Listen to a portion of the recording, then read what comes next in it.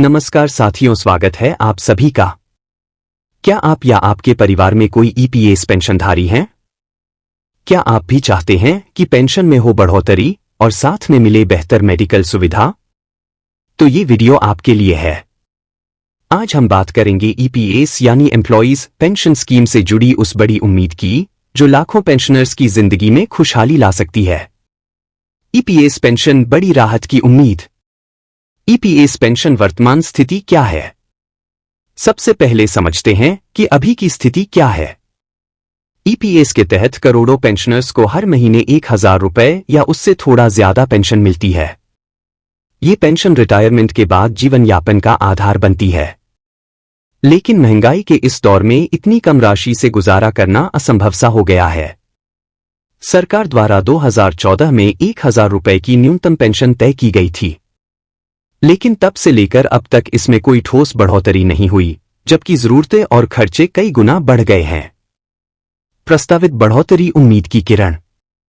अब बात करते हैं उस प्रस्ताव की जिसने लाखों पेंशनर्स के मन में आशा की नई किरण जलाई है।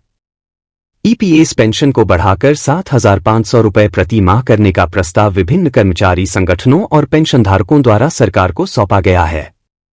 इसके पीछे तर्क है, जीवन यापन के लिए कम से कम इतनी राशि तो होनी ही चाहिए। सीबीटी और ईपीएफओ की पिछली बैठकों में यह मुद्दा चर्चा का विषय रहा है। माना जा रहा है कि सरकार इस प्रस्ताव पर से विचार कर रही है। प्रस्तावित न्यूनतम पेंशन पेंशन लिमिट आखिर कितना होना चाहिए? अब सवाल उठता है, क्या सिर्फ न्यूनतम पेंशन बढ़ा देना ही काफी है? बिल्कुल नहीं। पेंशन की ऊपरी सीमा भी आज के संदर्भ में बहुत कम है। वर्तमान में अधिकतम ईपीएस पेंशन 5000 रुपए से 7500 रुपए के बीच है, जो कई दशकों की सेवा के बावजूद मिलती है। अभी जो प्रस्ताव सामने आया है उसमें कहा गया है कि ईपीएस पेंशन को योगदान के अनुपात में और अधिक फ्लेक्सिबल बनाया जाए, ताकि जो लोग ज्यादा सैलरी और सेवा के साथ रिटायर हुए हैं उन्हें उनकी पात्रता के अनुसार उचित पेंशन मिले। यह प्रस्ताव भविष्य की एक न्यायसंगत और सम्मानजनक पेंशन प्रणाली की नींव रख सकता है। मुफ्त मेडिकल सुविधा एक बड़ी जरूरत। संवेदनशील भाव के साथ, बुजुर्गों के लिए सबसे बड़ी चिंता सिर्फ पेंशन की रकम नहीं, बल्कि मेडिकल खर्च भी है। उम्र बढ़ने के साथ इलाज और दवाइयों पर होने वाला खर्च कई बार पेंशन से भी ज्यादा हो जाता है। इसीलिए ईपीएस पेंशनधारकों के लिए मुफ्त या रियायती मेडिकल सुविधा की मांग जोर पकड़ रही है। कई संगठनों ने सुझाव दिया है कि ईपीएस पेंशनर्स को ईएसआईसी या सीजीएचएस जैसी सरकारी स्वास्थ्य सेवाओं में शामिल किया जाए। हर राज्य में ईपीएस पेंशनर्स के लिए विशेष मेडिकल कार्ड जारी किए जाएं। पेंशन के साथ एक स्वास्थ्य भत्ता, हेल्थ अलाउंस भी दिया जाए। ये सुझाव सिर्फ कागजी नहीं है, इन पर कई राज्यों में चर्चा शुरू हो चुकी है। सुप्रीम कोर्ट और ईपीएफओ की भूमिका। 2022 में सुप्रीम कोर्ट का एक ऐतिहासिक निर्णय ईपीएस पेंशन पर आया, जिसमें उच्च पेंशन पाने की राह थोड़ी खुली। कोर्ट ने यह साफ किया कि जिन कर्मचारियों ने अपनी पूरी सैलरी पर पेंशन योगदान दिया है उन्हें उच्च पेंशन का हक मिल सकता है, बशर्ते ईपीएफओ की गाइडलाइंस के अनुसार वे आवेदन करें। हालांकि ये प्रक्रिया अभी भी काफी जटिल है और कई पेंशनर्स को इसका लाभ नहीं मिल पा रहा।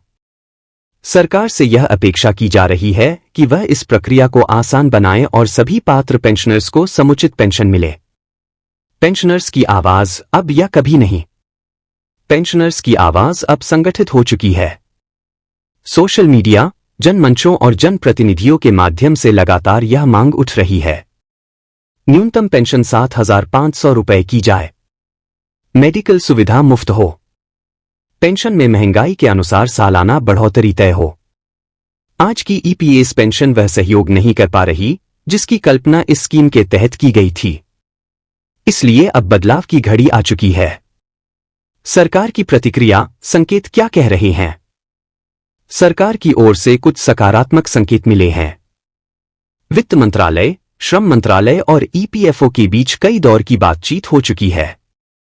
कुछ मीडिया रिपोर्ट्स के अनुसार सरकार आगामी बजट से पहले ईपीएस पेंशनर्स को राहत देने वाला कोई फैसला ले सकती है।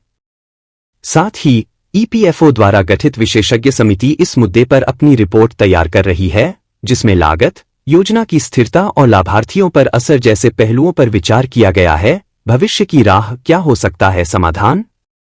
ईपीएस पेंशन सुधार की राह आसान नहीं है, लेकिन असंभव भी नहीं। कुछ सुझाव जो जल्द लागू किए जा सकते हैं। एक न्यूनतम पेंशन 7,500 रुपये करना, इससे करोड़ों पेंशनर्स को सीधी राहत मिलेगी। 2 या मेडिकल कार्ड देना, इलाज की चिंता से राहत मिलेगी। 3 हर साल दा की तर्ज पर पेंशन में वृद्धि ताकि महंगाई का असर ना पड़े। 4 ऊपरी पेंशन सीमा को हटाना या बढ़ाना, जिससे लंबे समय तक सेवा देने वालों को न्याय मिले। इन सुझावों के साथ ईपीएस स्कीम को फिर से जीवनदायिनी बनाया जा सकता है। आपकी भागीदारी जरूरी है। अगर आप चाहते हैं कि ईपीएस पेंशन में सुधार, इस जानकारी को शेयर करें, स्थानीय सांसद, विधायक तक अपनी बात पहुंचाएं। आपके एक कदम से लाखों पेंशनर्स की जिंदगी बदल सकती है। यह जानकारी मीडिया आधारित है, आप सरकारी ऑफिशियल नोटिफिकेशन पर जाकर जानकारी ले सकते हैं। अगर आपको यह जानकारी उपयोगी लगी हो तो वीडियो को लाइक करें, शेयर करें और चैनल को जरूर सब्सक्राइब करें ताकि हर नई अपडेट आपको समय पर मिलती रहे।